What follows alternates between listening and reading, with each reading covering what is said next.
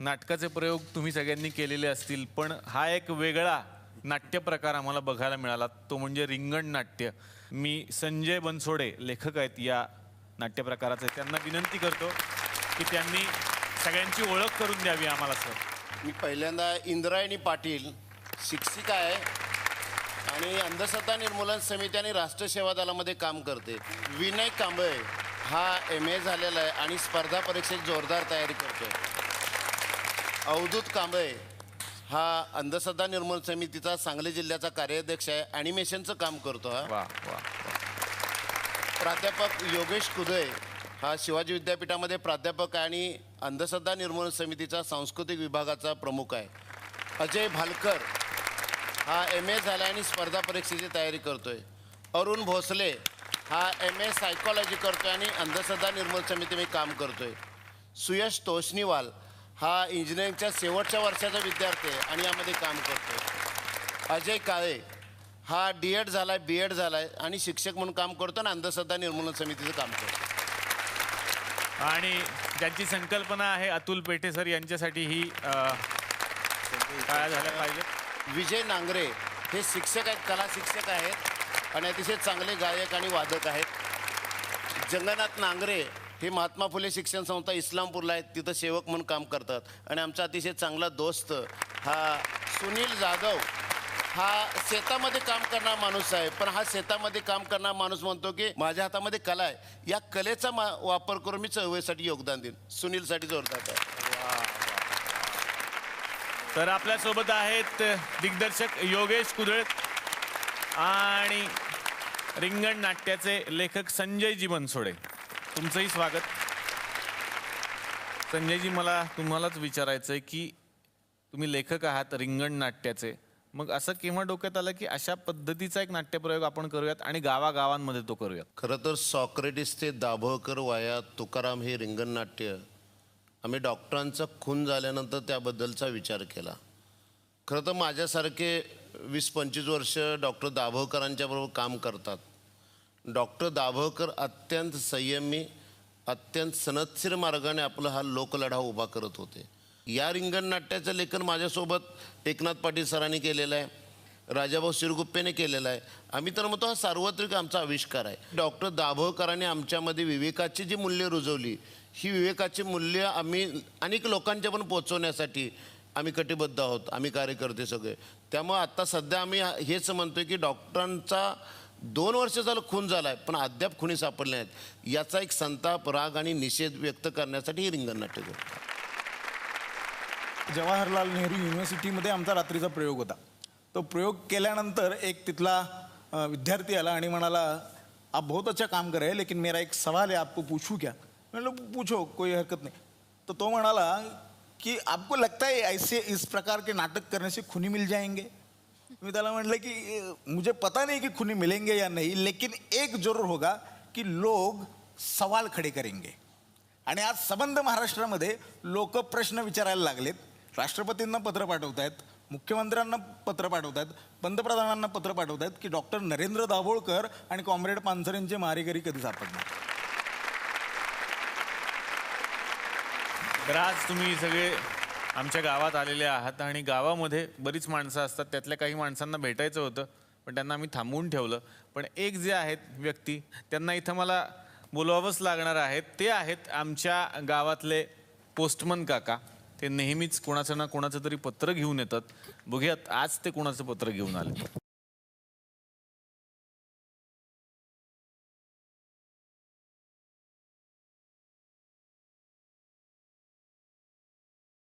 नमस्कार साबळे, कसे आहात साबळे? मस्त, बसा. धन्यवाद. हे पत्र आलंय तुमच्या सगळ्यांसाठी, ते वाचून दाखवतो. प्रिय हमीद, मुक्ता आणि माझे सगळे अंधश्रद्धा निर्मूलन समितीचे कार्यकर्ते, कसे आहात सगळे? आणि काम कसं सुरू आहे अनिसचं? खूप काम बाकी आहे अजून, आणि ते आता तुम्हालाच करायचं आहे. माझा लढा देवळातल्या देवाविरुद्ध नाही, तर माणसातल्या अंधश्रद्धा राक्षसाविरुद्ध आहे. हे आता तरी कळलंय का रे लोकांना? संत तुकाराम आपल्या एक अभंगात म्हणाले होते, एक बीजा केला नास मग भोगिले कणीस. धान्याचं कणीस निर्माण करण्यासाठी आधी एका बीजाला स्वतःला जमिनीत गाडून घ्यावं लागतं रे. हेच शिकलो ना आपण. तुमच्या माझ्या लढ्याला यश येणार, नक्की येणार. फक्त निराश होऊ नका, लढत राहा फक्त. गाडगेबाबांनी एक गोष्ट तुम्हाला सांगतो. एका गावात एक भोंदू बाबा होता.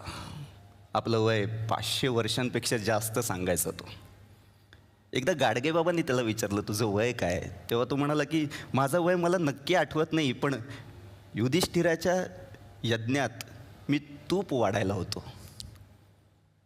त्या ऐकताच गाडगेबाबा त्याला लाथा बुक्क्याने मारायला लागले.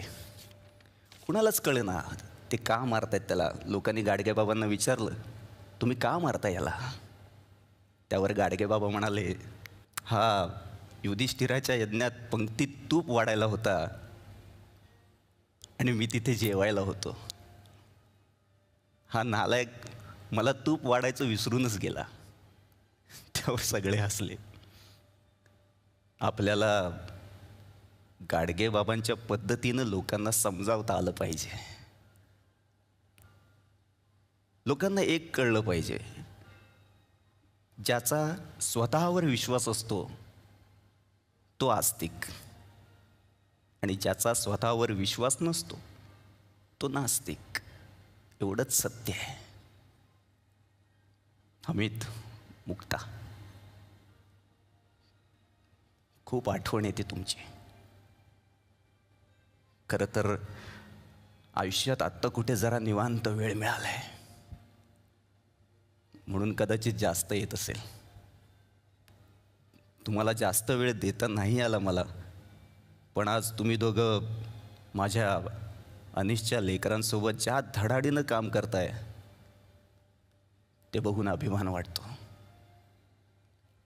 हमीद, मुक्ता, नेहमी सगळ्यांना सांगत राहा, प्रार्थनेसाठी जोडलेल्या 2 हातांपेक्षा मदतीसाठी पुढे केलेला 1 हात जास्त महत्त्वाचा आहे. माझी एकच विनंती आहे तुम्हा सगळ्यांना, माझ्या मारेकऱ्यांना शोधण्याचा प्रयत्न करू नका. ते ज्यांचं काम आहे ते करतीलच. त्या भेकड पळपुट्या लोकांचा विचार करण्यापेक्षा आणखी 100 दाभोळकर शोधा, ते जास्त महत्त्वाचं आहे. ते जास्त महत्त्वाचं आहे.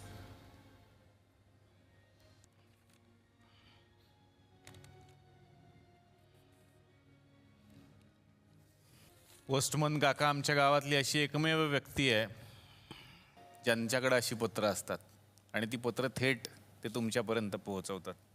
मला वाटतं या पत्राचं उत्तर पण मला तुमच्याकडून ऐकायला आवडेल. बाबा, फक्त मी आणि हमीद नाही तर महाराष्ट्र अंधश्रद्धा निर्मूलन समितीच्या